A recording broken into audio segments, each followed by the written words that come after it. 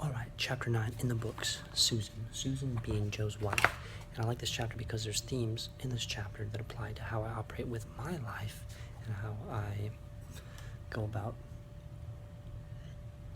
listening and allowing other people to be heard. So, turns out Joe got back to his office and everybody was in a frantic mood because their computer systems were down, so they lost all records for the past 3 days. So, with that going on, Joe completely spaced out of him implementing the third lesson, the law of compensation. And before I knew it, he was actually back home later than usual, around 7-ish at night. And he met up with Susan, his wife, and she also had a fairly rough day because it just mentioned she had a high-stress job. It didn't say what it was. But anyways, later that night, they have a marriage, the relationship in their marriage, they have a way of dealing with, I don't want to say their stress or just complaining about things, where they allocate 30 minutes, each of them, to say what they want to say when it comes to complaining.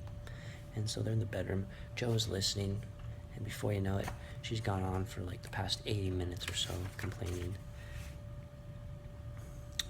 And she suddenly stops and she says, "I'm sorry." She said something. It's almost 8:30. Okay, maybe not 30 minutes, 80 minutes, but she's been complaining more than 30 minutes. And she sighs, "I guess I'm gonna bottle this pity party. I want to attempt at a smile. I know you got work to get to." Good night. Have a nice night. I got work to get to. She turned away and said more to herself.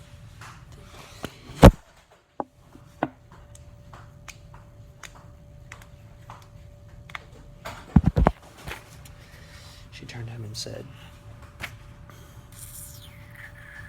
"Fair's fair." And this is where chapter 9 gets back to chapter 2 when Joe originally met Pendor. There's actually several points in this that can relate back to chapter 2. Joe opened his mouth to speak, then closed it again. Wait a second. Fair's fair. What did that remind him of? And why did it sound so wrong? I'm sorry, chapter 2, this relates back to when he met up with Sam. Joe met up with Sam and talking about 50-50 is not fair. 100-0 is the way to go, baby. Oh. Even Steven. No even Steven here. It was Sam, of course. Even Steven, I scratched your back, so now you owe me. That's not being a friend, that's being a creditor.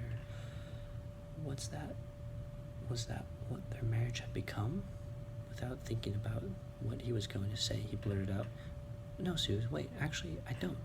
She turned back and looked at him. "Please, go on," he said. "I'd like to hear about what happened." "Really?" For a moment, Susan looked at Joe as if he had told her about the laws of gravity and just been hurt. "Really?" "Sure," he said. "I mean, it sounds like it was pretty rough, so what did you do?" His wife sat next to him on the bed and looked at him again. "Really?" he said. "My stuff will wait."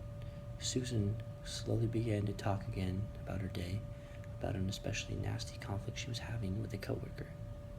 After a few minutes, she stopped mid-sentence again and looked at Joe. He nodded and waited for her to go on. She lay back against the pillow and began to pour her heart out. She talked about how long this difficult situation at work had been brewing, why it hurt her, how lost she was about it, and how it made her feel. 20 minutes later, she was crying. Joe was mortified. He began listening carefully, but she talked about so many different issues. She covered so much ground. He wasn't sure exactly which thing she was crying about. It seemed as if, for Susan, everything was wrong. He lay down and put his arm around her awkwardly, but her weeping continued. He murmured a few attempts at words of comfort, feeling foolish all the while. What was it Gus had said?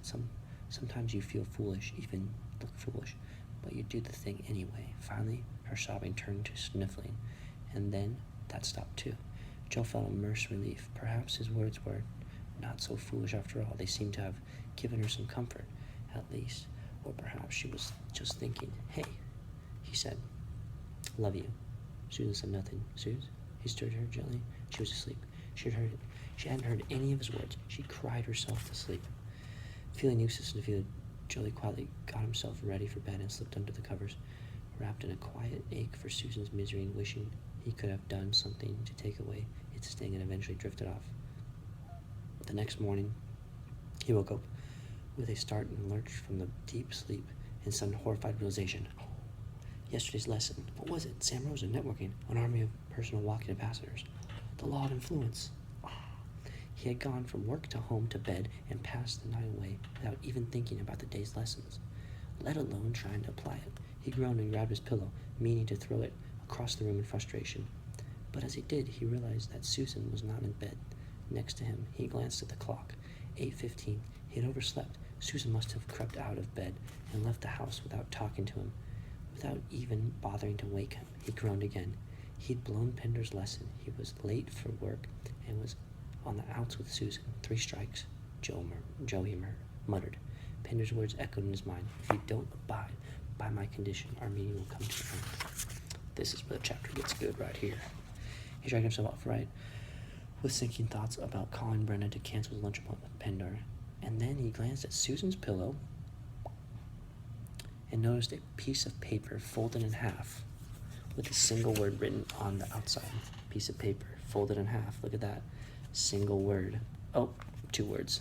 It doesn't apply. On that single paper on the outside it said, "Sweetheart." When was the last time Susan had called him that? Come to think of it, when was the last time Susan had written him a note?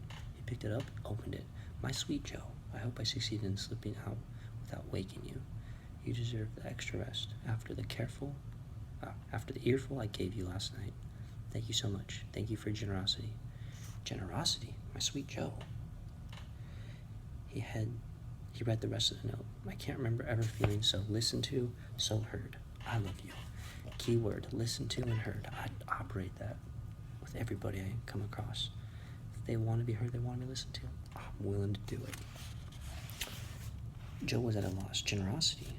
What had been generous about? He looked back at his note, scanning it for the answers. "Thank you for your generosity. I can't remember ever feeling so listened to." He rubbed his face, amazed. It wasn't about complaining at all. She wanted him to listen, just wanted to be heard. All at once, he remembered that voice like a creaking gate hinge. Stop keeping score. And then he laughed. He had done the homework. Yes. All right, chapter 10, coming up.